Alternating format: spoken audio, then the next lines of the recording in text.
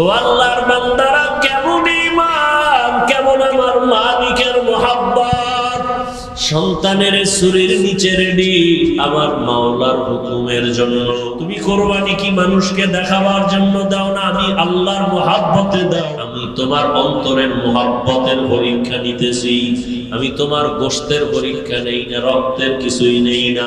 আব্বাজান, আমার আম্মার কাছে আমার সালাম পৌঁছাইয়া দিয়ে আমাকে তাড়াতাড়ি জবাই করে দেন, আর বাড়ি যাইয়া আমার আম্মারে আমার সালাম জানাইয়ে। আর আমার আম্মা যদি আমারে না পাইয়া চোখের পানি ছেড়ে কাঁদে, আপনি আমার আম্মার সাথে রাগ করবেন না। আমার আম্মারে বুঝায় বলবে, ইসমাইল সালাম দিছে, দুনিয়ায় সন্তান কতদিন থাকে, কিয়ামতের ময়দানে মুলাকাত হয়ে যাবে। আব্বাজান, আমার আম্মার কাছে আপনি এই বার্তা পৌঁছে দিয়েন। আমার আম্মা অনেক কান্না করবে আমাকে না পাইয়া। ইতিহাসবিদরা বলে, আবার ইসমাইলে কথাও বলছেন, আমার রক্তের জামা মাখা আমার মায়ের কাছে দিয়ে আমার মা দেখে একটু কলিজা ঠান্ডা করবে। এবার ইসমাইল বলে, আব্বাজান, আমার চেহারাটা মাটির দিকে রাইখা আমারে শোয়াইয়া জবাই করে, কারণ আমার চেহারার দিকে যদি আপনার মায়ার নজর লাগে, আপনি মায়ার কারণে ছুরি চালাইতে পারবেন না। আরে আপনি ছুরি চালাইতে গিয়া যদি ব্যর্থ হয়ে যান, আমার মাওলাই বেজার, পরীক্ষায় বুঝি আপনি ফেল হয়ে যাবেন। দ্রুত আমার চেহারাটা নিচে রাখবেন, আর আমার হাতে পায়ে রশি দিয়া ভালো করে বাঁধেন। জবাই করতে গিয়ে যদি আমার পায়ের নাড়াচাড়া আপনার শরীর মোবারকে লাগে, বেয়াদবি হয়ে যাবে। বাবার সাথে আমি বেয়াদবি করবো, এটা বরদাস্ত করা যায় না। ও বাবা আমার, হাত পাও ভালো করে বেঁধে নেন, আপনার চক্ষু দুইটাও বাঁধেন, আপনার চোখের নজর যেন আমার দিকে না পড়ে। বাবা, তাড়াতাড়ি আপনি ছুরি চালান। ইসমাইল নিজে শুয়ে পড়লেন আল্লাহর মুহাব্বতের জন্য।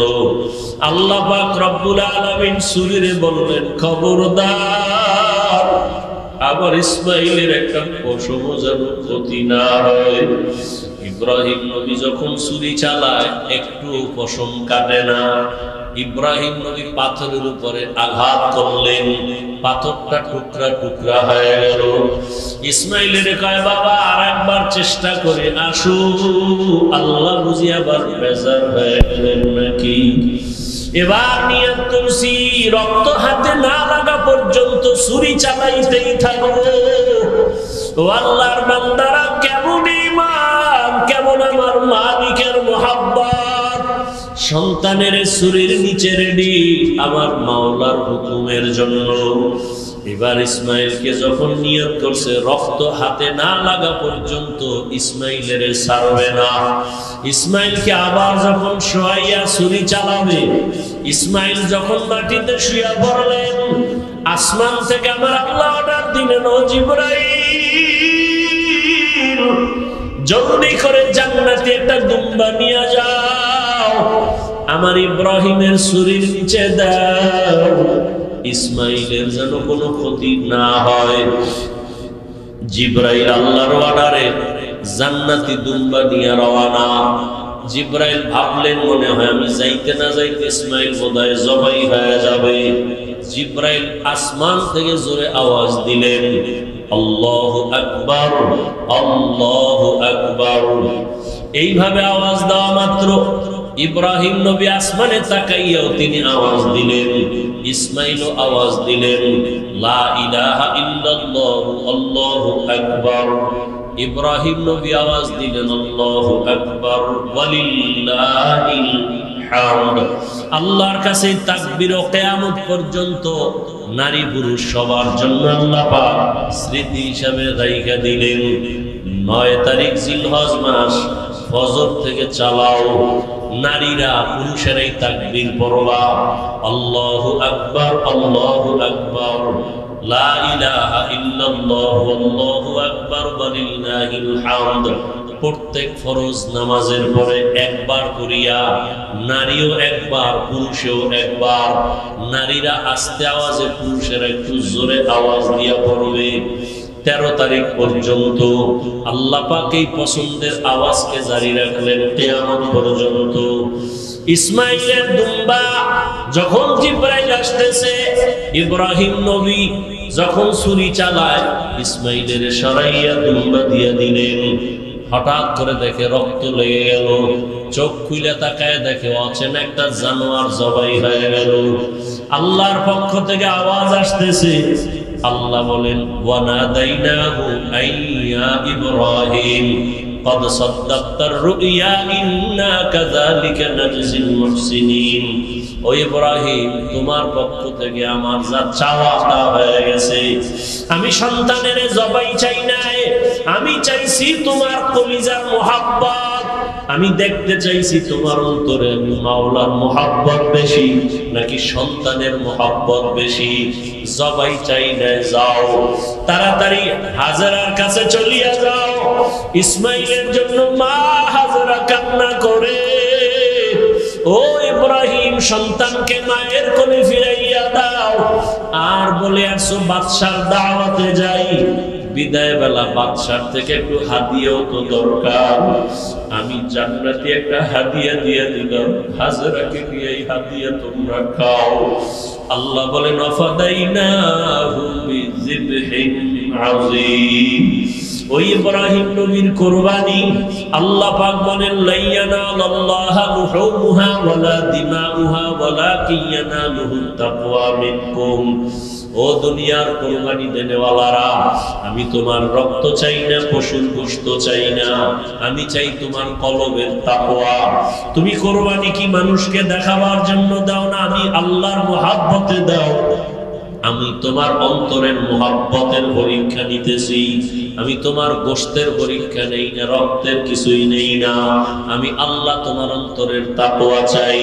ও আল্লাহর বান্দারা, আল্লাহর মুহাব্বত নিয়া এখনো সময় আছে। সন্তানের মায়া পড়িয়া, মা বাবার মায়া, পরিবারের মায়ায় আল্লাহর রহমত থেকে অনেক দূরে এখনো তওবা করেন। ও যুবক বাবারা, পর্দার আড়ালের মা বোনেরা, আল্লাহর কাছে তৌফিক চান। আল্লাহ হাজেরার মতো আদর্শওয়ালা আমাদের নারীদের বানাও। ও যুবক বাবারা, দোয়া করো, আল্লাহকে বলো ইসমাইল নবীর আদর্শওয়ালা বানায় দাও। মুরব্বীরা দোয়া করেন ইব্রাহিম নবীর কলিজার আদর্শ আমাদের দান করো। তোমার মুহাব্বতের পরীক্ষায় কামিয়াব বানায় দাও। আমি আমার রবের পথে রওনা দিয়েছি, রব আমার জন্য রাস্তা খুলে দিবেন অচিরে। রব্বি হাবলি মিনাস সালিহিন। ইব্রাহিম নবী বললেন, হে আমার রব, আমাকে একটা নেককার সন্তান দান করেন। ফাবাশশারনাহু বিগুলামিন হালিম। আল্লাহ পাক রব্বুল আলামিন বললেন, অতঃপর আমি সুসংবাদ প্রদান করলাম একজন বিচক্ষণ ধৈর্য ধারণকারী বান্দার এক বাচ্চা। ফালাম্মা বালাগা মাআহু সাইয়া ক্বালা ইয়া বুনাইয়া। অতঃপর যখন দুইজন পৌঁছলেন নির্দিষ্ট জায়গায়, বাপ তার বেটাকে বললেন, ও আমার সন্তান, ইন্নী আরা ফিল মানাম, আমি ঘুমের মধ্যে দেখতেছি, আন্নী আযবাহুকা, তোমাকে জবেহ করতেছি, ফানজুর মাযা তারা, বলো তোমার কি মতামত। ক্বালা ইয়া আবাতি ইফআল মা তু'মার। সন্তান বললেন, হে আমার বাবা, আপনি যা দেখেছেন, হুকুম আসছে, সে হুকুম আপনি পালন করেন। সাতাজিদুনি ইনশাআল্লাহ, আমাকে আপনি অচিরেই পাবেন, আল্লাহ যদি কবুল করেন, মিনাস সাবিরিন, ধৈর্য ধারণকারীদের মধ্য থেকেই। তেলাওয়াতকৃত আয়াতের তরজমা শেষ।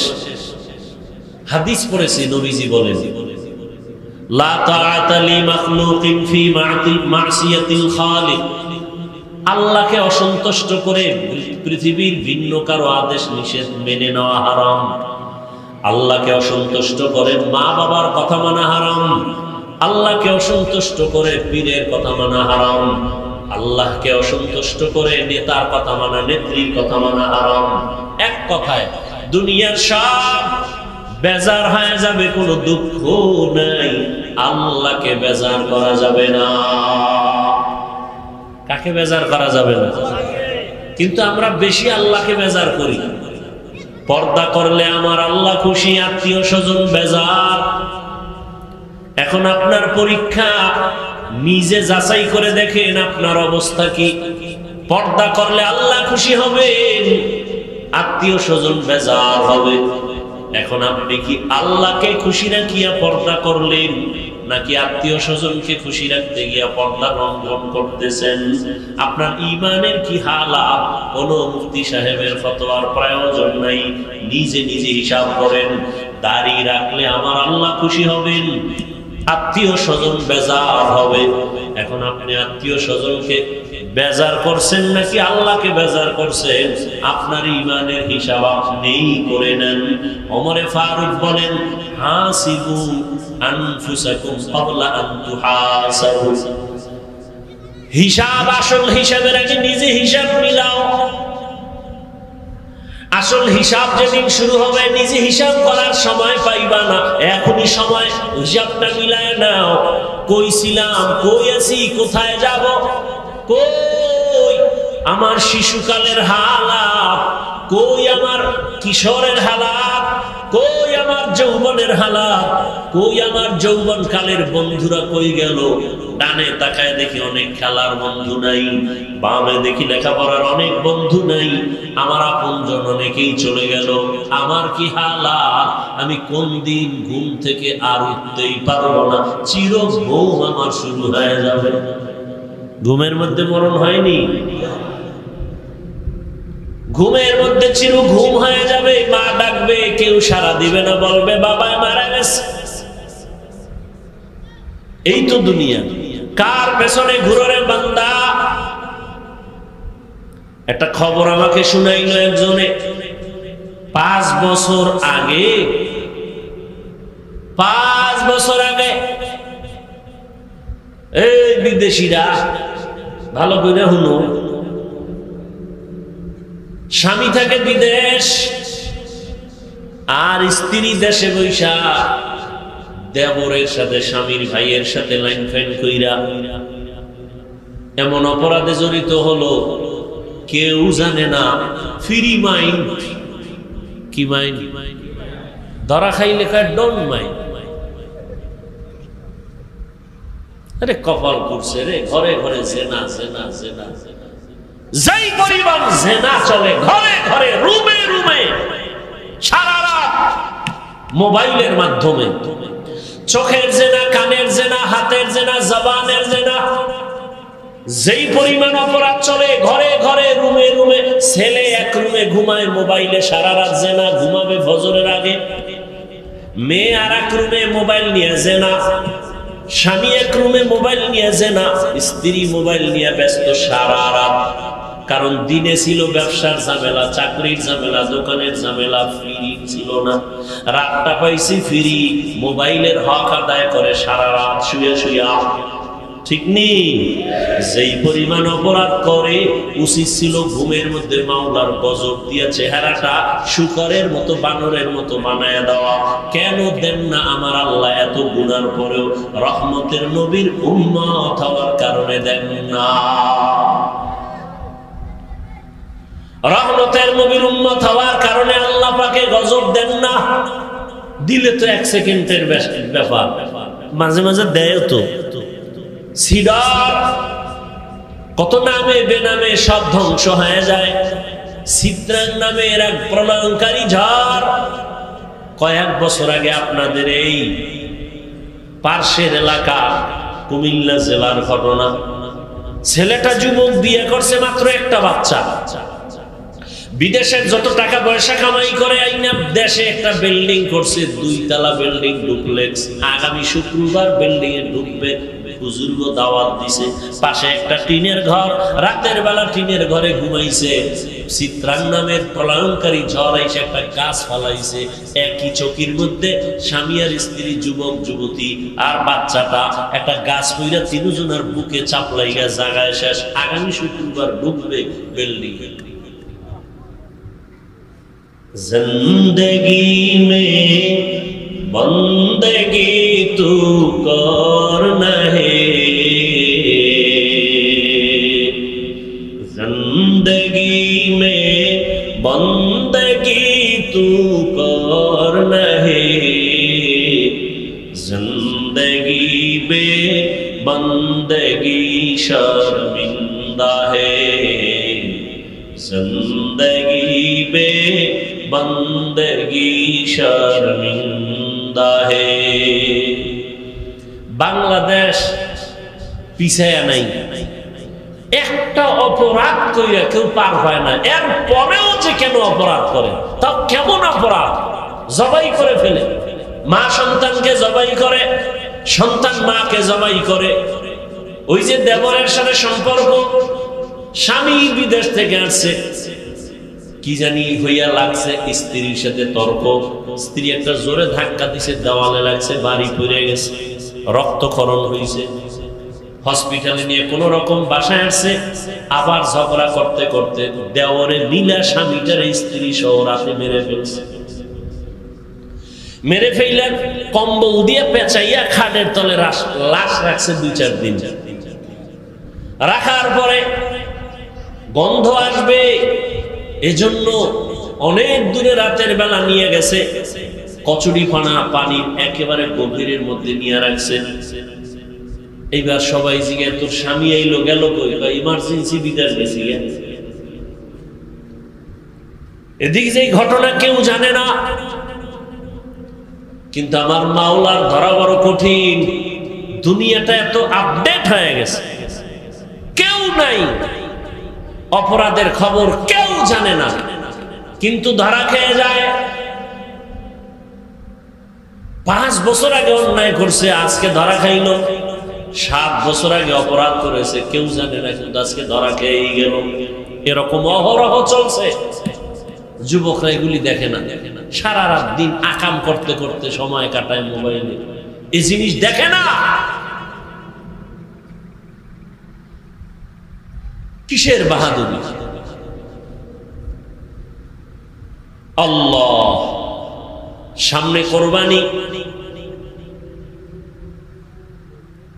বরকতের মাস, জীবনটা হেলায় কাটায় দিলেন। আল্লাহর আদালতে কি নিয়ে দাঁড়াবেন? অথচ আল্লাহর প্রিয় গোলাম যারা আম্বিয়া কেরাম, তাদের কত কঠিন পরীক্ষা দিয়া দুনিয়ার জীবন কাটাইলেন। আমাদের নবীর কঠিন পরীক্ষা, দুনিয়াতে আসার আগে বাবা হারায় ফেললেন, 6 বছরে মা হারায় বড় অসহায় হয়ে গেলেন। একদিন আর 2 দিন না, যেই রহমতের নবী দোয়া করলে সাথে সাথে কবুল, ওই রহমতের নবী না খাইয়া পেটে পাথর বেঁধেছে। 3 বছর পর্যন্ত রহমতের নবীকে গৃহবন্দী করে রাখছে, পানি দেয় না, খানা দেয় না। সেই রহমতের নবী আমার গাছের পাতা ছিঁড়ে ছিঁড়ে খায় আর পেটের ক্ষুধা নিবারণ করে। কেমন রহমতের নবী, এত কষ্ট করেছেন। আবার অন্য নবীদের কষ্ট সারা জীবন বয়ান করলে শেষ হবে না। মুসা নবীর কষ্ট, ঈসা নবীর কষ্ট, ইব্রাহিম নবীর কষ্ট, আইয়ুব আলাইহিস সালাম তো রোগে পুরা জিন্দেগি শেষ, পোকা পুরা বডির মধ্যে পোকা। ইউনুস নবী মাছের পেটে। উযায়ের আলাইহিস সালামকে 100 বছর পর্যন্ত এরকম মাঠের মধ্যে পড়ে রইছে, মইরা গেছে। 100 বছর পরে আল্লাহ আবার জিন্দা করে দিয়েছেন। আল্লাহ কয় উযায়ের কতক্ষণ ছিলা? কয় 1 দিন বা এর কিছু কম। কোরআনের আয়াত। উযায়ের বলে 1 দিন বা এর কম, কয় না 100 বছর চলে গেছে।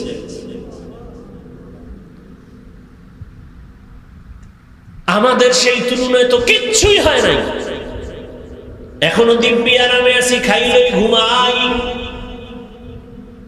আর ইব্রাহিম আল্লাহর একজন পয়গম্বর, দুনিয়াতে হেদায়েতের বার্তা বাহক বানাইয়া আল্লাহ পাঠাবেন, কিন্তু নবী ইব্রাহিমের আগমনটা বড় কঠিন।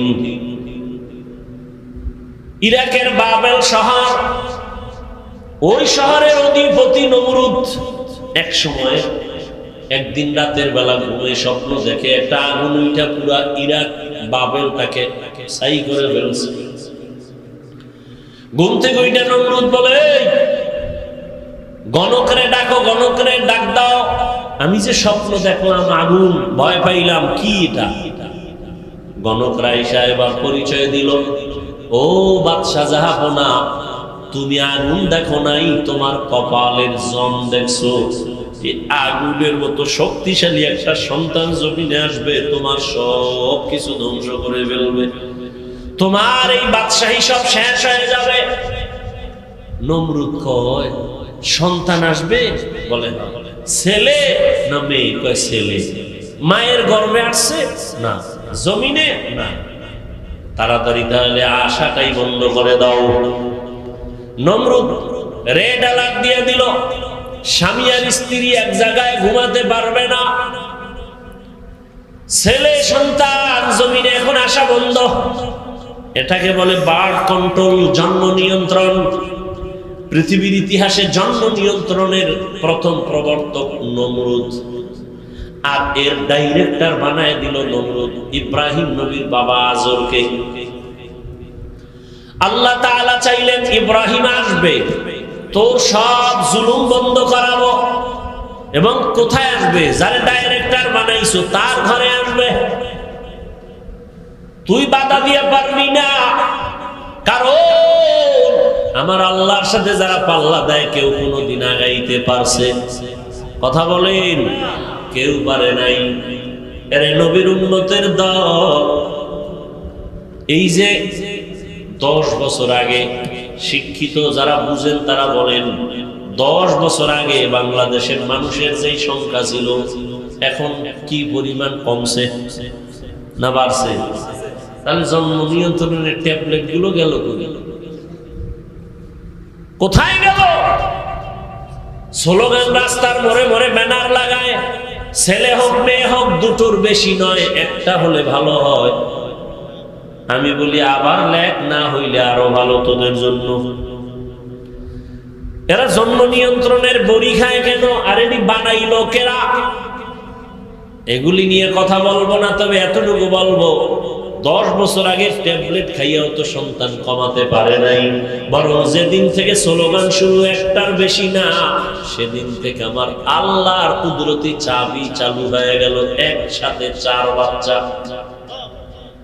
ঠিক নেই? লিল্লাহি মুলকুস সামাওয়াতি ওয়াল আরদি ইয়াহাবু লিমান ইয়াশা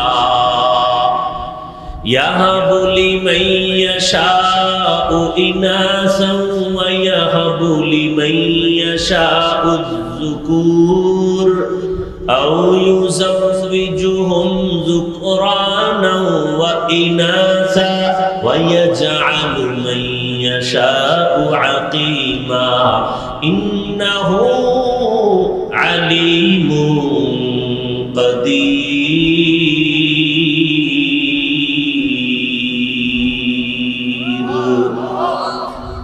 আল্লাহ তাআলা বলেন, আসমান জমিনের ক্ষমতা আমার, আমি চাইলে কাউকে ছেলে দেই, কাউকে মেয়ে দেই, কাউকে দুটোটা দেই, কাউকে কোনোটাই দেই না। ক্ষমতা কার? আল্লাহ যাকে সন্তান দিবেন কেউ ফিরাতে পারবে না, যাকে দিবেন না কেউ আনতেও পারবে না। ইব্রাহিম দুনিয়াতে আসবে, আল্লাহর সিদ্ধান্ত। আজরের ডাইরেক্টরের ঘরে ইব্রাহিম চলে আসলেন। ইব্রাহিম আস্তে আস্তে বড় হলেন। আমি সংক্ষেপে শেষ করতেছি, ছেড়ে ছেড়ে যাচ্ছি। ইব্রাহিম বড় হইয়া আল্লাহকে চিনেন না, সবাই দেখে মূর্তি পূজা করে, মূর্তিরে সেজদা দেয়, বাবাও দেয়, এদেশের ক্ষমতা রাষ্ট্রে যারা তারাও দেয়। এখন ইব্রাহিম আল্লাহর পরিচয় একা একা নিলেন। আল্লাহ তাআলার কুদরত দেখে আসমানের দিকে তাকায়া আল্লাহর পরিচয় নেয়, জমিনের দিকে তাকাইয়া পরিচয় নেয়, সূর্যের দিকে তাকায় আল্লাহর পরিচয় নেয়। রবের পরিচয় নিয়ে আল্লাহ তাআলা তাকে ঈমানের দৌলত এমন ভাবে দান করলেন, এক পর্যায়ে বাবাও টের পাইয়া নমরুদও টের পেয়ে গেল। এক পর্যায়ে ইব্রাহিমের উপর অত্যাচার শুরু হয়ে গেল। অত্যাচারের এক পর্যায়ে তাকে মেরে ফেলার জন্য রেডি। কেমনে মারবে? কয় এমনি ঠাস করে মারবো না, জাগাত মারবো না, ধুকে ধুকে মারবো। বলে কেমনে ধুকে ধুকে মারবো? অগ্নিকুণ্ড সাজাইয়া আগুনের মধ্যে ফেলাও, পুরাইয়া তারপরে মারবো। তাকাইয়া তাকাইয়া দেখবে কেমনে তার জীবনটা নষ্ট হয়। অগ্নিকুণ্ড সাজাইল বিশাল এরিয়া নিয়া। ইব্রাহিম আলাইহিস সালামকে আগুনের মধ্যে ফেলবে। এখন আগুন জ্বালাইছে, এত পরিমাণ তাপ, কেউ কাছে যাইতে পারে না। এখন ওখানে ফেলবে কেমনে? চরখা বানাও, চরক গাছ লাগাও, ওই গাছের রশিতে বাইদা ঘুরায় ঘুরায় ঘুরায় ঘুরায় পালায় দিব। বানলো, চরখা বানাইয়া ইব্রাহিম নবীর সাথে রশি দিয়া বাইদা টানা শুরু করলো। কিন্তু ইব্রাহিম নবী জায়গায় বসা, নাড়াচাড়ার কোনো সুযোগ নাই, চরক গাছ নড়ে না। নমরুদের মাথা গরম হয়ে গেল। ইবলিস এসে কয় এই মুহূর্তে পারবা না। লক্ষ লক্ষ আসমানের ফেরেশতারা ইব্রাহিমের রশি ধরে রাখছে, ফেরেশতাদের দূরে সরাও। কেমনে? ও তো দেখা যায় না, অন্ধকার, আমরা তো কিছুই দেখি না। বলে এখানে কাজ করো। দুইটা বর্ণনা ঐতিহাসিকগণ বলেন, এক, উলঙ্গ নারীদের, নারী পুরুষের নাচ গান এখানে দাও। নারী পুরুষ যখন উলঙ্গ নাচ গান করবে, রহমতের ফেরেশতা চলে যাবে, অটোমেটিক ইব্রাহিমকে ফেলতে পারবা। এই একটা। আর একটা বর্ণনা, এই মুহূর্তে ইব্রাহিমকে উলঙ্গ করো, যদি উলঙ্গ করতে পারো রহমতের ফেরেশতা ভেঙে যাবে, আগুনে ফেলবা। ইব্রাহিমকে উলঙ্গ করবে কে? কেউ সাহস করে না। বাবা আজরকা আমি করবো, আসো। ইব্রাহিমের এক পর্যায়ে যখন উলঙ্গ করার জন্য বাবার সামনে দাঁড়াইয়া ইব্রাহিমকে বলে তোমাকে উলঙ্গ করব।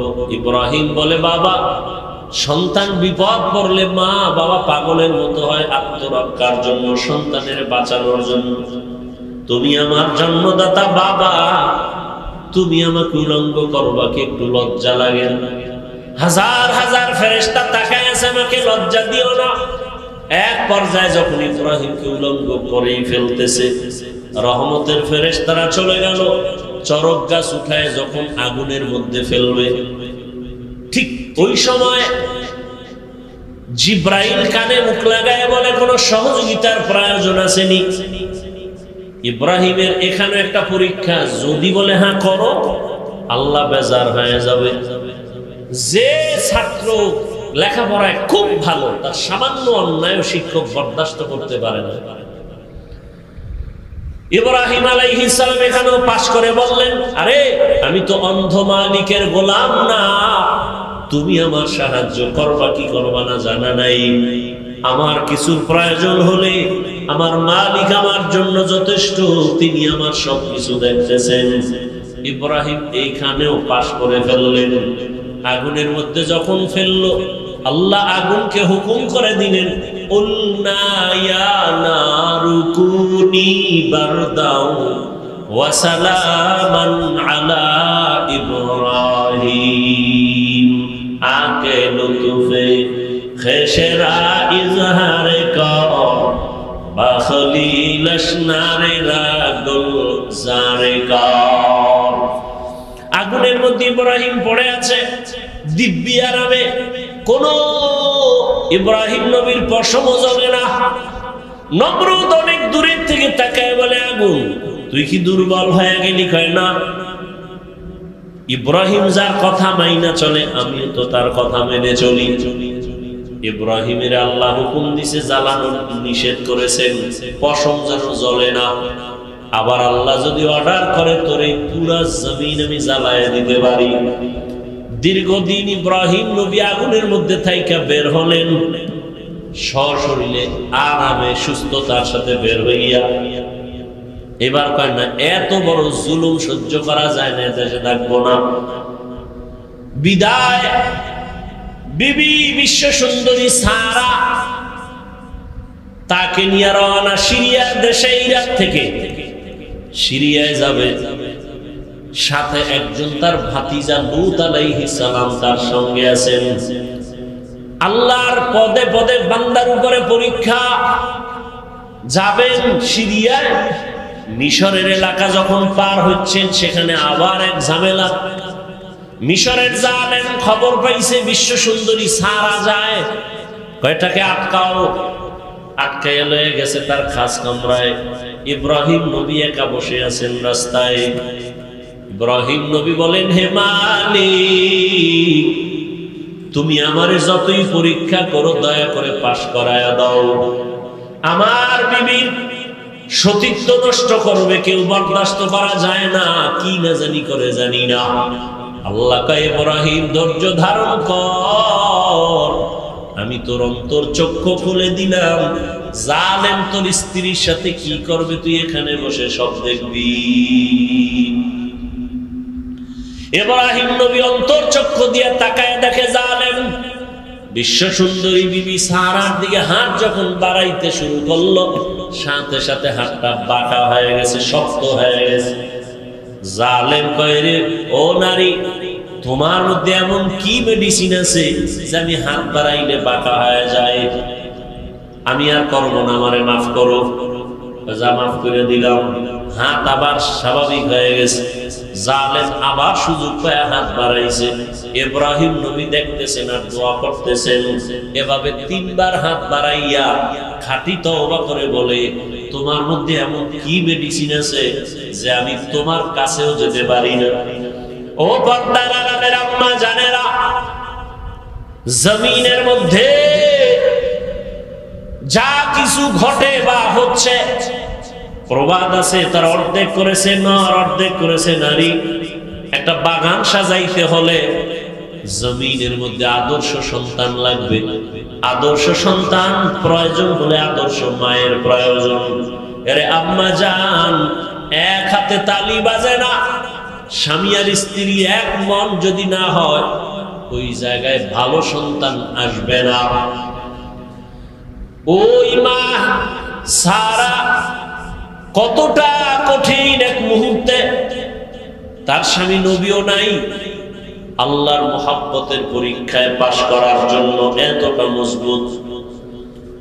জালেম যখন বলে, তোমার মধ্যে কি মেডিসিন আছে যে আমার হাত আগায় না? আল্লাহর বান্দি বিশ্ব সুন্দরী সারা বলে, আরে আমার মধ্যে তো কিছুই নাই, তবে আমার জানা আছে এতটুকু, আমি আল্লাহর প্রিয় একজন বান্দার স্ত্রী। আল্লাহর প্রিয় বান্দা ইব্রাহিম নবীর স্ত্রী কয়, কই তোমার সেই প্রিয় বান্দা? বলে, ওই যে রাস্তায়। জালেম ভুল স্বীকার কইরা নবীরে ডাইকা মেহমানদারি করাইয়া জানতে চাইলেন সন্তান কতজন? কয় কোনো সন্তান নাই। কেন? কয় চাইছি পাই না। তখন হাজেরা নামের আল্লাহর বান্দি তাদের কাজের জন্য রাখছিল, দিয়ে দিছে খেদমতের জন্য, যাও হাদিয়া দিয়ে দিলেন। এক পর্যায়ে সারা খেদমতের জন্য হাজেরারে নিয়ে রওনা, সিরিয়ায় যাবে। সারা ইব্রাহিম নবীর সাথে বিবাহের জন্য দিয়া দিলেন। হাজেরার সাথে নবী ইব্রাহিমের বিবাহ হয়ে গেল। বিবাহ হইয়া সংসার চালায়, সন্তান নাই। ইব্রাহিম আলাইহিস সালামের 80 বছর পার হয়ে গেল। আল্লাহর কাছে একদিন দোয়া করে, রব্বি হাবলি মিনাস সালিহিন। একজন নবী হইয়া আল্লাহর কাছে দোয়া করে ভালো সন্তানের জন্য। আর আপনার আমার কি হালাত? সন্তান চাইলে হবে না, আল্লাহর কাছে ভালো সন্তানের কামনা করতে হবে। ও আল্লাহ, একটা নাক্কার সন্তান দাও।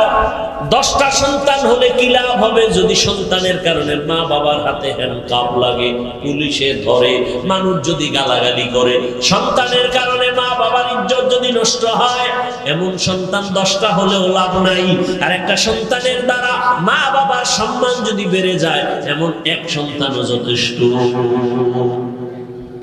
দোয়া করলেন, আল্লাহ পাক বললেন, সুসংবাদ দিলেন অপেক্ষায় থাকো, একটা ভালো সন্তান দিচ্ছি। ফাবাশশারনাহু বিগুলামিন হালিম।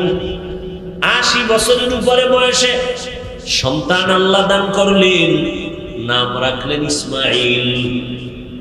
দুনিয়াতে আসছেন অত্যন্ত সুন্দর সুদর্শন, দেখলে কলিজা ঠান্ডা, আবার বুড়া বয়সে সন্তান পাইছে, কত মায়া। আল্লাহ পাকের পরীক্ষা আবার শুরু হয়ে গেল। সন্তানের মায়ার কারণে আমি মাওলার মোহাব্বতের মাঝে না জানি দেওয়াল হয়ে যায়, পর্দা পড়ে যায়। কত হাজি সাহেব, কত গাজী সাহেব, কত পীর সাহেবের মুরিদ, কত তাবলীগওয়ালা তাবলীগ করে পীরের কাছে যায়, কিন্তু খবর নিয়ে দেখি অনেকের মাইয়া এখনো বেপরদায় কলেজে দৌড়ায়, ছেলেটা এনজিওতে চাকরি করে, হারাম টাকা সুদের টাকা কামাই করে। এরকম বহু টুপিওয়ালায় জমিনে আছে না নাই? সন্তানের মোহাব্বতে আল্লাহর মোহাব্বত ভাটা পড়ে গেছে, আর আল্লাহ সাহায্য করবে এত সোজা। সন্তানের মোহাব্বত আল্লাহর জন্য সতর্ক করছেন, সাবধান। ইয়া আইয়ুহাল্লাযীনা আমানু লা তুলহিকুম আমওয়ালুকুম ওয়া আওলাদুকুম আন যিকরিল্লাহ। সম্পদ আর সন্তান থেকে সতর্ক, তোমাকে আমি মাওলার জিকির থেকে যেন দূরে সরায় না দেয়। ইন্নামা আমওয়ালুকুম ওয়া আওলাদুকুম ফিতনাহ। সাবধান। ইব্রাহিম নবী দোয়া করলেন, আল্লাহ সন্তান দিলেন, মায়া বাড়তেছে বাড়তেছে, আল্লাহর হুকুম চলে আসলো, আর রাখা যাবে না। এই স্ত্রী আর সন্তানটাকে একটা জায়গায় নির্বাসনে দাও। কোথায়? বলে আমার ঘর, জমিনের প্রথম ঘর বাইতুল্লাহ, ওখানে নিয়ে যাও। কেমন কঠিন পরীক্ষা! ইব্রাহিম নবী এতটুকু বললেন, বিবি চলো। কোথায় কোথায় কোথায় নাই, কোনো আওয়াজ নাই, বলা যাবে না। আল্লাহর হুকুমে চললেন। হাজেরা আর শিশু ইসমাইলকে নিয়ে হাঁটতে হাঁটতে হাঁটতে হাঁটতে বাইতুল্লাহ, যেই বাইতুল্লাহ চারদিকে জঙ্গল আর পাহাড়, মানুষ নাই, কোনো আলো নাই, বাতাস নাই, খাদ্য নাই, কিচ্ছু নাই, বিরাট ভূমি, চতুর্মুখী জঙ্গল, ভয় আর ভয়। সেখানে হাজেরাকে রাইখা, শিশু ইসমাইলকে রাইখা পয়গম্বর ইব্রাহিম এবার বাড়ির দিকে রওনা। কথাও বলা যাবে না, কত কঠিন পরীক্ষা আপনি চিন্তা করছেন। এবার হাজেরা জিগায়, যখন যাইতে আছে ডাক দিলেন, হে আল্লাহর নবী, আমাদের এখানে রাইখা আপনি কই যান?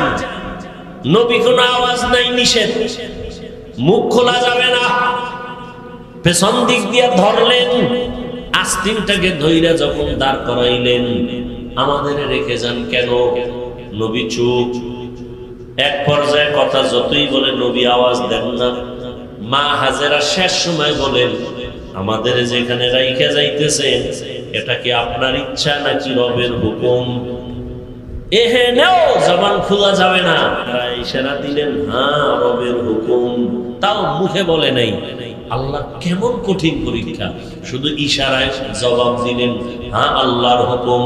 এ কথা বলা মাত্র হাজেরাও তো যেমন তেমন বান্দি না, নবীর সোহবাত। বিদায় বেলা বলেন, পয়গম্বর আপনি চলে যাবেন, দুঃখ নাই তবে শিশু ইসমাইলের রাইখা গেলেন, একটু পানি আছে আর কিছুই নাই, আমাদের জন্য একটু দোয়া করবে। এখানে জঙ্গল, চারিদিকে পাহাড়, খানা দানা নাই, কোনো মানুষ নাই, আমি একটা মাত্র মহিলা মানুষ, আবার বাচ্চাটাও আমার শিশু, আপনার কাছে কিছুই চাই না নবী, আমাদের জন্য একটু দোয়া করিয়েন। আর যদি মাঝে মাঝে একটু মনে চায় আমি হাজেরার খবর নেওয়ার প্রয়োজন নাই, আমার সন্তান ইসমাইলের খবর নিয়ে যাইয়েন, মাঝে মাঝে আসবেন। নবী কথা বলা নিষেধ।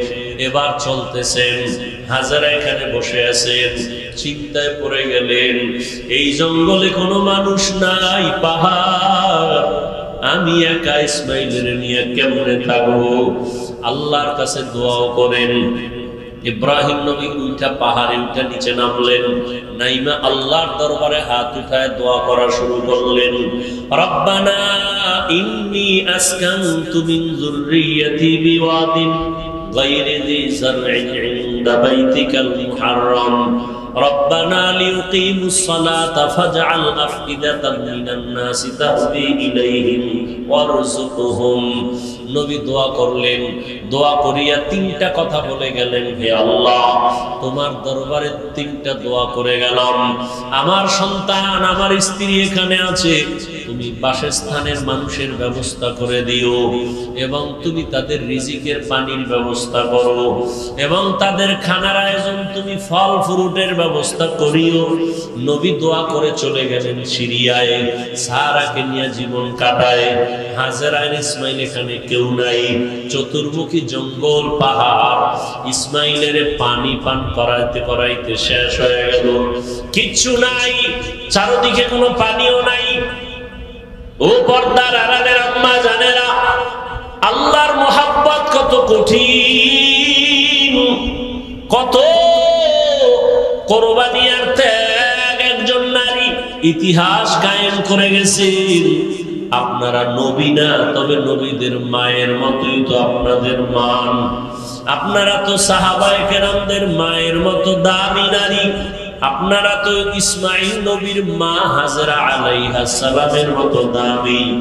আপনারা তো ঈসা নবীর মা মারিয়াম আলাইহিস সালামের মতো দামি। আপনারা তো বেঈমান ফেরাউনের স্ত্রী আসিয়ার মতো বড় দামি। আম্মা জান হাজরা আলাইহিস সালাম কি পরিমাণ ত্যাগ স্বীকার করলেন, স্বামীর সাথে রাগও করলেন না। যখন জানতে পারলেন আমার আল্লাহর হুকুম, তখন আর কোনো আওয়াজ দিলেন না, বরং চোখের বাণী বলে বললেন, ও স্বামী, আল্লাহর দরবারে দোয়া করবেন। ইব্রাহিম নবী তো দোয়া করে চলে গেলেন।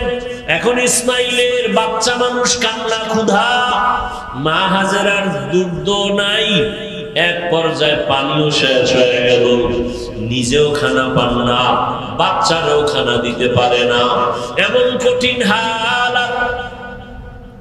বাচ্চা ক্ষুধা তৃষ্ণায় কান্নার আওয়াজ।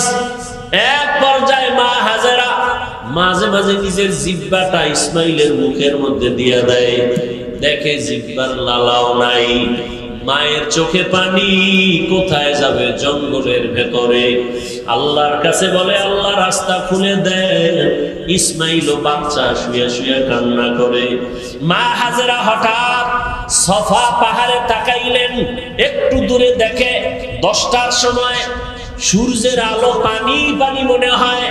মা হাজেরা একটা দৌড় দিলেন, দৌড়াইয়া পাহাড়ে উঠে দেখে বালু, সূর্যের আলোতে চিকচিক করে, আসলে পানি না। ওখানে গিয়ে আবার তাকাইলেন মারোয়া পাহাড়ে, মারোয়ায় তাকায় দেখে আবার পানির মতো দেখা যায়, আবার দৌড় দিলেন, গিয়ে দেখে বালু, সূর্যের আলো পেয়ে চিকচিক করে, পানি না। আম্মা জান হাজেরা আল্লাহর মোহাব্বতে, বাচ্চার ক্ষুধা তৃষ্ণায় এভাবে কয়েকটা দৌড় দিছেন, ওই পাহাড় থেকে এই পাহাড়ে। আল্লাহর কাছে মা হাজেরার দৌড় এত ভালো লাগছে, জিব্রাইলের কয়, জিব্রাইল সাক্ষী থাক, কিয়ামত পর্যন্ত আমার হাজেরার স্মৃতিটা আমি কায়েম রাখতে চাই।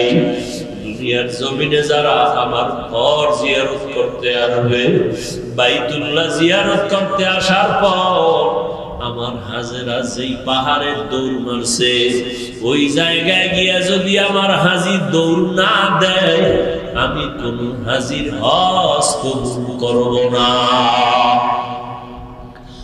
নবীজি বাইতুল্লাহ তাওয়াফ কইরা এর পেছনে সাফা মারওয়ার সাই করা লাগে, 7টা দৌড় দেওয়া লাগে। এখান থেকে শুরু করে আবার ওই পাহাড়ে ঘুরে আসবে 2, ঘুরে যাবে 3, আবার আসবে 4, আবার যাবে 5, আবার আসবে 6, আবার যাবে 7। অনেক কষ্ট, অনেক কষ্ট। নবীজিও জীবনের শেষ হজ সাফা মারওয়ায় সাই করতে গিয়া আক্ষেপ কইরা কয়, আম্মা জান যদি দৌড় না দিতেন, আমার তো এই দৌড়ানটা লাগতো না, অনেক কষ্ট লাগতেছে। আল্লাহ কয়, ও নবী, হাজেরার দৌড় আমার কাছে বড় ভালো লাগছে, এই জন্য আমি কিয়ামত পর্যন্ত স্মৃতির আকার করে দিলাম। দৌড়াচ্ছে দৌড়াচ্ছে, শেষ সময় হঠাৎ শুনে বাচ্চার চিৎকারের আওয়াজ। মা হাজেরা তাকায় দেখে ইসমাইল এত জোরে চিৎকার দিল কেন? স্বাভাবিক কান্নার থেকে আরো জোরে চিৎকার। মা হাজেরা দৌড়ে গিয়ে দেখে ইসমাইলের পানি, পায়ের নিচ দিয়া পানির ফোয়ারা, এত পরিমাণ পানি উঠতেছে। মা হাজেরা ইব্রানি ভাষা, ওই সময়ের ভাষায় ওই পানিটারে চতুর্দিক থেকে একটা আওয়াজ দিছেন।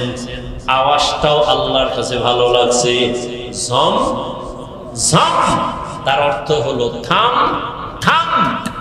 আল্লাহর কাছে শব্দটা পছন্দ হয়ে গেছে। শব্দটা ওই সময় ইব্রানি ভাষা, আল্লাহর কাছে পছন্দ।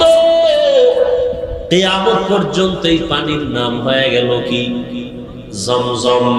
এরে আল্লাহর বান্দা, শুধু জমজম পানি নিয়ে যদি আলোচনা করি, অনেক সময় এই বরকতের পানি হাজার হাজার কোটি মিলিয়ন ট্রিলিয়ন বিলিয়ন পানি দুনিয়ার হাজি সাহেবরা নেই। যেখানে পানি ওই সময় ছিল এখন কমেও না বাড়েও না। সাহাবায়ে কেরাম রহমতের নবীকে জিজ্ঞাসা করলেন, ইয়া রাসূলুল্লাহ, জমজম পানির তলা কই? নবী বলেন, জমজম পানির তলা হাউজে কাউসারের সাথে।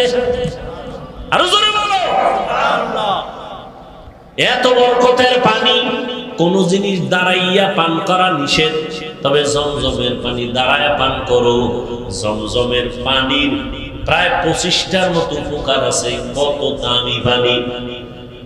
ওলামায়ে কেরাম লেখছেন, জমজম পানিটা কাউসারের থেকেও দামি, কারণ পৃথিবীর শ্রেষ্ঠ ব্যক্তি রহমতের নবী মেরাজে যখন যাইতেছেন, আল্লাহর নবী বলেন, আমাকে জমজম কূপের পানি দিয়া ওযু বানাইলো, আমাকে শোয়াইলো চিৎভাবে, আমার বুকের মাঝখান থেকে চিরলো, ভেতর থেকে কলমটাকে বের করে স্বর্ণের পেয়ালায় রাখলো, জমজমের পানি দিয়া ধুইলো, আবার ভেতরে রাখলো, আবার চাপ দিল, এমনি আবার হয়ে গেল, সেলাই লাগলো না, রক্ত গেল না, ব্যথাও পেলাম না। এইভাবে আমার অপারেশন হয়েছে কুদরতের। এটাকে বলে open heart. Open heart surgery করে লাভ দিও না, মাস্তানিয়ার বাহাদুরি অহংকারী করো না। রহমতের নবীকে আল্লাহ ওপেন হার্ট সার্জারি 4 বার করে দেখায় দিয়েছেন। এটা তোমার বাপ দাদার বানানো না, আল্লাহ আগেই ওপেন হার্ট সার্জারি রাসূলকে করেছেন। কয়বার? কষ্ট হইতেছে আপনাদের? হ্যাঁ ভাইরা আমার,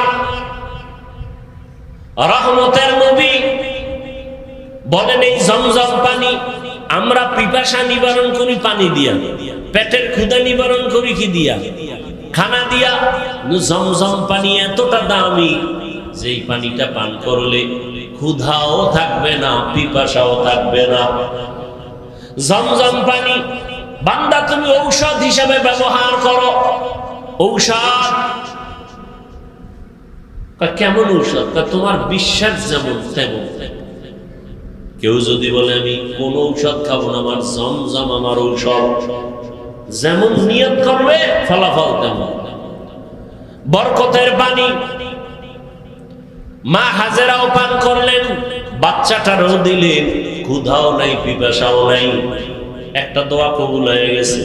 আর এক দোয়া ছিল, মানুষ যেন এখানে এসে বসতি বানায়। ব্যবসা করতে যায় একদল মানুষ, ওই পথ পাশ দিয়া তাদের পানির প্রয়োজন, খুঁজতে খুঁজতে এসে হাজেরারে পাইছে।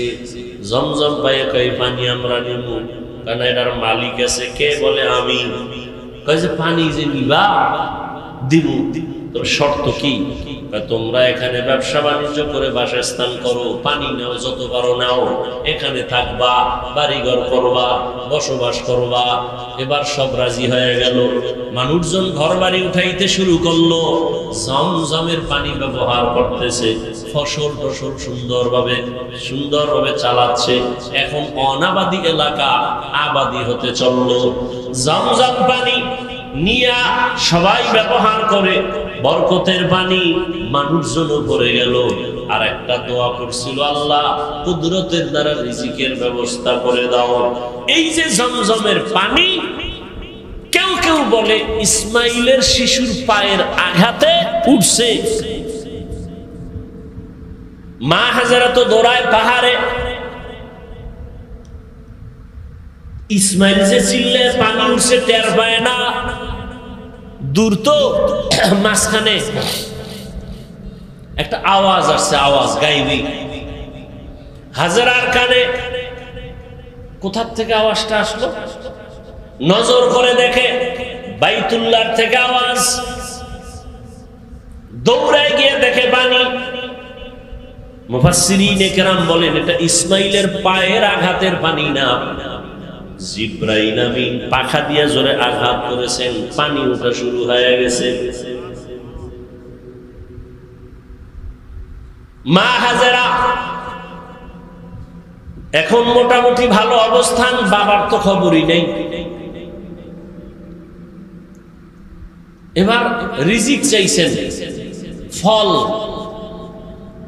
জিবরাইল আমিনের মাধ্যমে আল্লাহ একটা বিশাল বড় ফলের বাগান তায়েফের ময়দানে নিয়ে আল্লাহ ব্যবস্থা করে দিলেন। 12 মাস তায়েফের ময়দানের ফল, 12 মাস। সেই ইসমাইলের সময়ের বাগান, ওই সময়ের থেকে ফল শুরু হয়ে গেল। রিজিকের ব্যবস্থাও হলো, ফলের আয়োজন হলো। মা হাজেরা ইসমাইলকে বড় বানাইতে বানাইতে যখন বয়স হলো, কিতাবে আছে 13 বছর। কত? এতদিন আমরা বলতাম, এর মধ্যে বিভিন্ন মত আছে, কেউ বলছেন আরো কম, তবে 13টাই প্রসিদ্ধ। 13 বছর যখন হলো, বাবার সাথে সন্তানের কোনো কানেকশন নাই, মনের ভেতরে তামান্না মোহাব্বতের আগুন জ্বলে। হঠাৎ জিলহজ মাস শুরু হয়ে গেল, বড় দামি মাস। ওয়াল ফাজরি ওয়া লায়ালিন আশর ওয়াশ শাফঈ ওয়াল ওয়াতর, বড় দামি মাস। আল্লাহ কসম করে বলছেন এই 10 রাতের বড় দাম। এই দেবো মোনাজাতটা দিয়ে দেবো।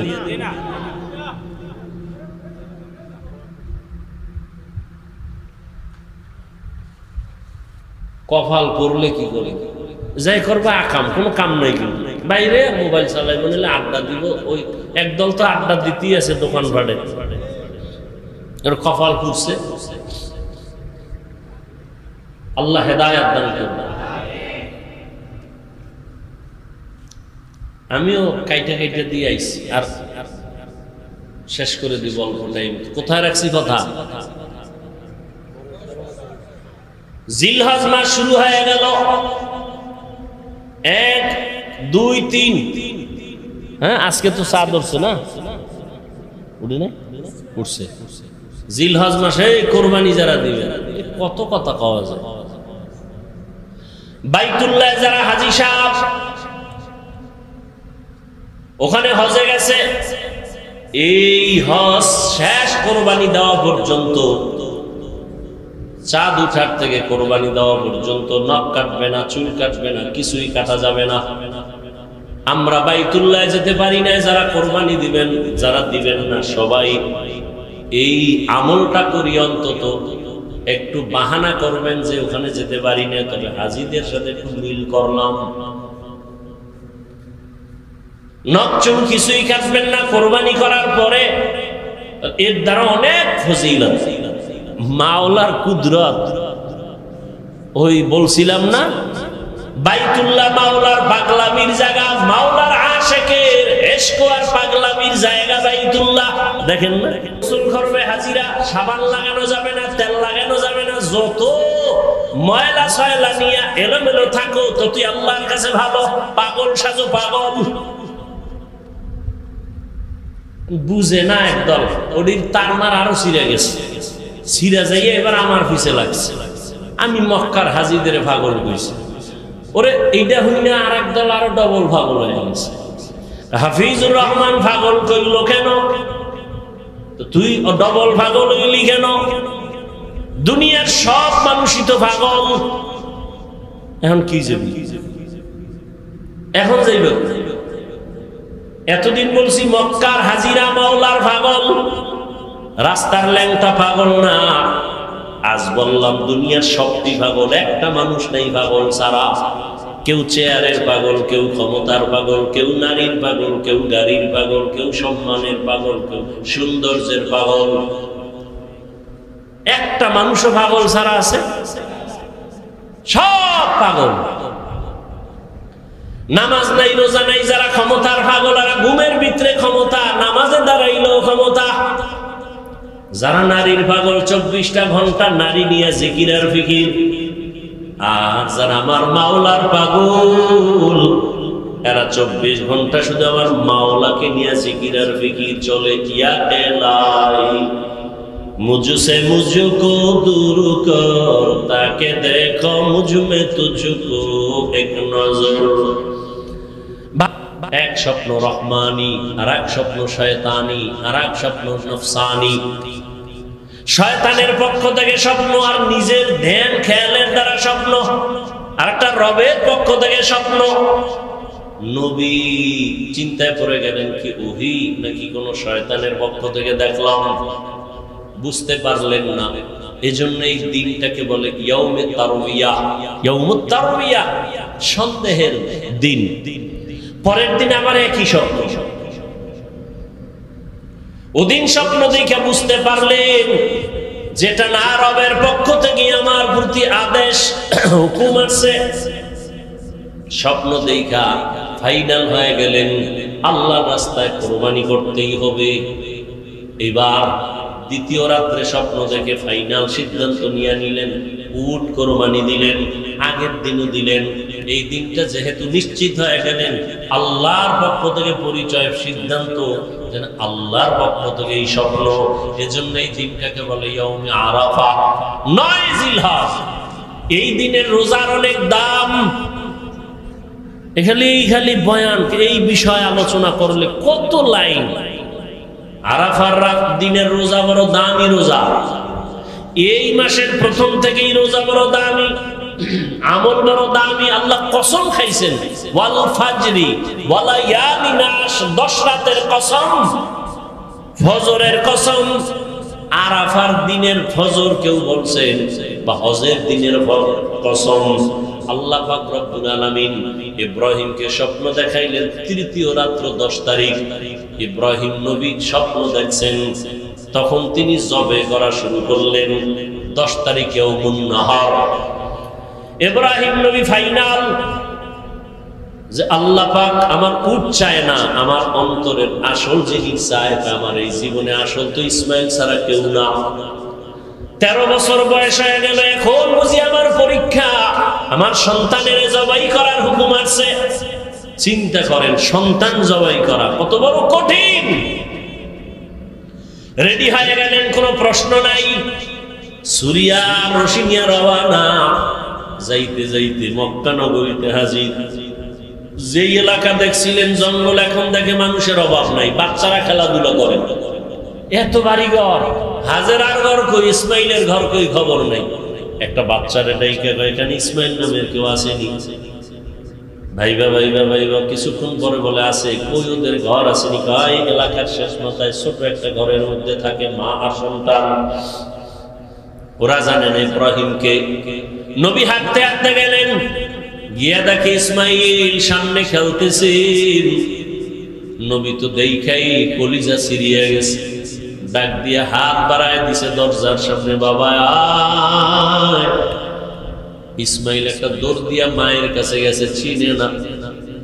মা হাজেরাকে নবী সালাম দিলেন, কান্না।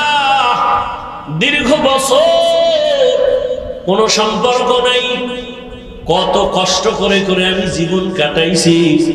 ইসমাইলের কয়, চিনো নারী বাবা, যাও তোমারে নেই। বাবা ইব্রাহিম নবী যায় না। এক পর্যায়ে যখন কান্নার অবস্থা, ইব্রাহিম নবী চিন্তা করলেন, মায়ায় যদি পইরা যাই না জানি আল্লাহর পরীক্ষায় ফেল করি। হাজেরাকে ডাক দিয়ে কয়, হাজেরা দেরি করা যাবে না, ইসমাইলের সুন্দরভাবে সাজায়া পড়ায়া দাও, সুন্দর পোশাক পরায়া দাও, বাদশার দাওয়াতে যাব।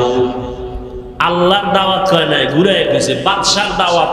মনে করছে দুনিয়ার কোন বাদশার দাওয়াত। মা হাজেরা বাবার সাথে ছেলে যাবে দাওয়াতে, রাজকীয় কোন দাওয়াত। মনের আবেগ দিয়া সন্তানটারে এমন ভাবে গোসল করাইয়া সাজায় পড়াইয়া দিলেন। এবার বাবার হাতে তুলে দেয়, সন্তান ঘর থেকে বাবার সাথে রওয়ানা। মা হাজেরা ঘরের বাইরে নাই না, চোখের পানি মুছে আর কান্না করে। এত বছরের সন্তান বাবার সাথে যা আনন্দের এক কান্না, কিন্তু জানেন না যে আমার মাওলার ডাকে যাইতেছে ইসমাইলের জবাই করার জন্য। মা হাজারা একা, ইব্রাহিম নবী সন্তান ইসমাইলের নিয়ে যায়। ইসমাইলও জানে না যে তাকে জবাই করা হবে। শয়তানের মাথা গরম হয়ে গেল, এই পরীক্ষায় যদি সবাই পাশ করে তো কত বিধর্মী মুসলমান হবে, ফেল করানোর বুদ্ধি কি? চিন্তা করে শয়তান ভাবলো যে মহিলার দিল নরম, হাজেরারে ধোকা দেয়। গিয়া কয় হাজেরা মানুষের সুরতে ইসমাইলের সারস বাবার সাথে গেছে দাওয়াতে। কার দাওয়াত? কয় বাদশার দাওয়াত। কয় না রবের দাওয়াত। কেন? রবের দাওয়াত যদি হয় তো ভালো। না না জানো না কি বলে, জবাই করার জন্য নিছে। না, বাবা কোনদিন সন্তানের গলায় ছুরি লাগাইতে পারে না। ইবলিস কয় আল্লাহর হুকুম হয়েছে, ইব্রাহিমের কাছে ছুরিও আছে ইসমাইলের জবাই করার জন্য। এই কথা শুনে হাজেরা কান্না করে বলে, ইবলিস যদি কথা সত্যই হয়, আমার রব যদি হুকুম দেয় এখান থেকে তুই চলে যা, আমি হাজেরার এক ইসমাইল কেন, আরো যদি ইসমাইল থাকে আমি রবের জন্য রাস্তায় ফেলে দিব, আল্লাহর পথে দিতে আমি প্রস্তুত আছি। শয়তান পারলো না, ধোকা দিয়া চলে গেল ইব্রাহিম নবীরে ধোকা দিতে, ইসমাইলের দিতে। গিয়া ইসমাইলের কয় তোর বাবায় তোরে জবাই করবে, কই যাও? ইসমাইল ডাক দিয়ে কয় বাবা আপনি কি আমাকে জবাই করতে নেন? ইব্রাহিম নবী বলে শয়তান ধোকা দেয়, তাড়াতাড়ি পাথর মারো। এবার পাথর নিক্ষেপ করলেন 7টা। ইব্রাহিম নবী 7টা পাথর নিক্ষেপ করলেন। আবার আরেক জায়গায় ধোকা, ওখানে আবার পাথর, এভাবে 3 জায়গায়। আল্লাহর কাছে আমলটা পছন্দ হওয়ার কারণে কিয়ামত পর্যন্ত স্মৃতি আল্লাহ দিয়ে দিলেন। হাজী সাহেবরা এই 3 জায়গায় পাথর না মারলে একজন হাজির হজ কবুল হবে না। এবার চলে গেলেন মিনা বাজারে, সন্তানকে জবাই করে দেওয়ার জায়গা। জবাই করবে ঠিক এমন সময় ইব্রাহিম নবী একটু চিন্তা করলেন, ইসমাইলের একটু মতামতটা নিয়ে নেই, দেখি আমার সন্তানের কি মতামত। এইবার সন্তানের ডাইরেক্ট বলতেছে, ইন্নী আরা ফিল মানামি আন্নী আযবাহুকা ফানজুর মাযা তারা। ও বাবা, আমি স্বপ্নে দেখছি তোমাকে জবাই করতেছি, তোমার মতামত কি? কত কঠিন। বাচ্চা ইসমাইল 1 সেকেন্ডের জন্য চিন্তা না করে দ্রুত বলে ফেললেন, ইয়া আবাতি ফাল মা তুমার।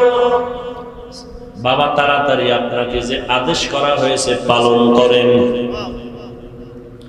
সাতাজিদুনি ইনশাআল্লাহু মিনাস সাবিরিন, অচিরেই আমাকে পাবেন ইনশাআল্লাহ ধৈর্য ধারণকারীদের অন্তর্ভুক্ত।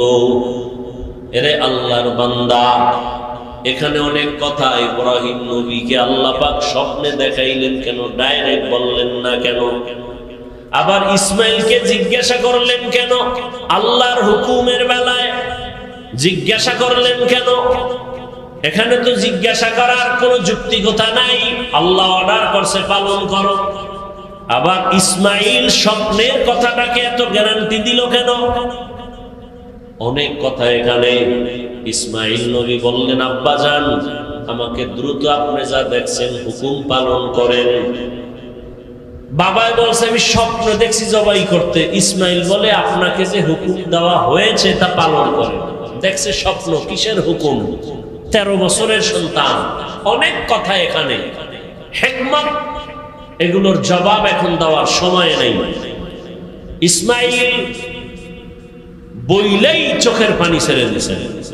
ঐতিহাসিকগণ লিখেন, ইসমাইল বলে বাবা জান যদি আমাকে এই কথাটা বাড়িতে বসে বলতেন আমি আমার দুঃখিনী মায়ের থেকে একটু বিদায় সালাম দিয়ে আসতাম। আমার মা কত কষ্ট করে আমাকে বড় বানাইছে। মানুষ ছিল না, জঙ্গল পাহাড়, পানিও নাই, খানা নাই। আম্মা জানের থেকে আসছি, সালাম দিতে পারলাম না। আম্মা জান আমারে না পায় জানি পাগলের মতো হয়ে যায়। আব্বা জান আমার আম্মার কাছে আমার সালাম পৌঁছাইয়া দিয়ে আমাকে তাড়াতাড়ি জবাই করে দেন, আর বাড়ি যাইয়া আমার আম্মারে আমার সালাম জানাইয়ে।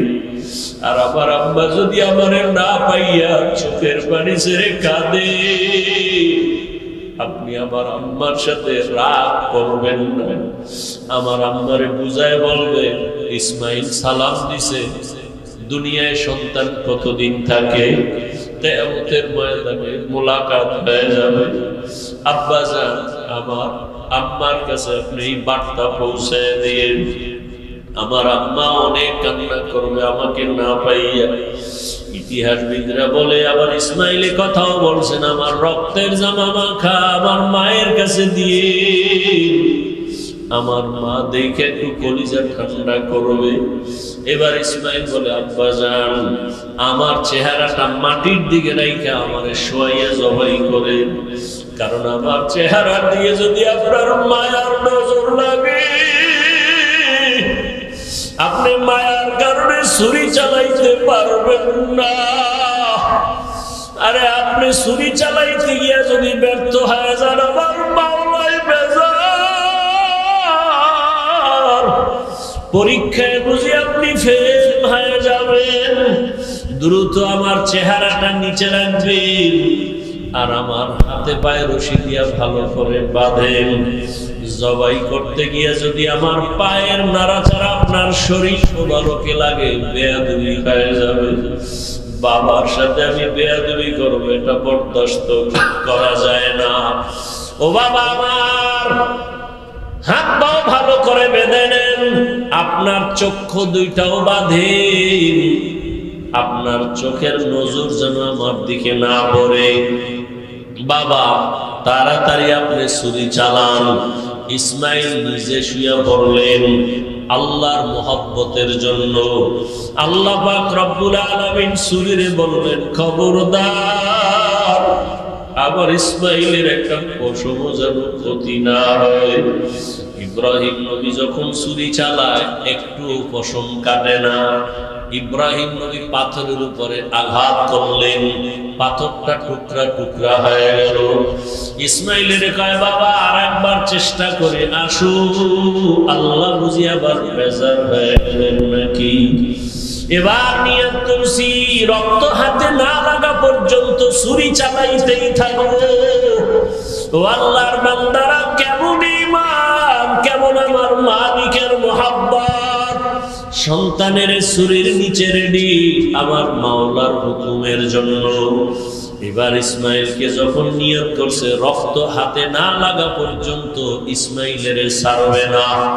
ইসমাইলকে আবার যখন শোয়াইয়া ছুরি চালাবে, ইসমাইল যখন মাটিতে শুয়ে পড়লেন, আসমান থেকে আমার আল্লাহ অর্ডার দিলেন, ও জিবরাইল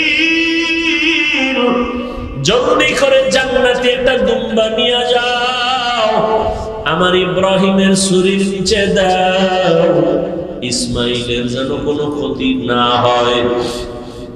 জিবরাইল আল্লাহর অর্ডারে জান্নাতি দুম্বা নিয়ে রওনা। জিবরাইল ভাবলেন, মনে হয় আমি যাইতে না যাইতে ইসমাইল বোধহয় জবাই হয়ে যাবে। জিবরাইল আসমান থেকে জোরে আওয়াজ দিলেন, আল্লাহু আকবার, আল্লাহু আকবার। এইভাবে আওয়াজ দেওয়া মাত্র ইব্রাহিম নবী আসমানে তাকাইয়াও তিনি আওয়াজ দিলেন, ইসমাইলও আওয়াজ দিলেন, লা ইলাহা ইল্লাল্লাহু আল্লাহু আকবার। ইব্রাহিম নবী আওয়াজ দিলেন, আল্লাহু আকবার ওয়ালিল্লাহিল হামদ। আল্লাহর কাছে তাকবীর ও কিয়ামত পর্যন্ত নারী পুরুষ সবার জন্য আল্লাহ পাক স্মৃতি হিসাবে রাইখা দিলেন। 9 তারিখ জিলহজ মাস, ফজর থেকে চালাও, নারীরা পুরুষেরাই তাকবীর পড়বা, আল্লাহু আকবার, আল্লাহু আকবার, লা ইলাহা ইল্লাল্লাহ আল্লাহু আকবার ওয়ালিল্লাহিল হামদ প্রত্যেক ফরজ নামাজের পরে একবার করিয়া, নারীও একবার পুরুষেও একবার। নারীরা আস্তে আওয়াজে, পুরুষেরা একটু জোরে আওয়াজ দিয়া পড়বে।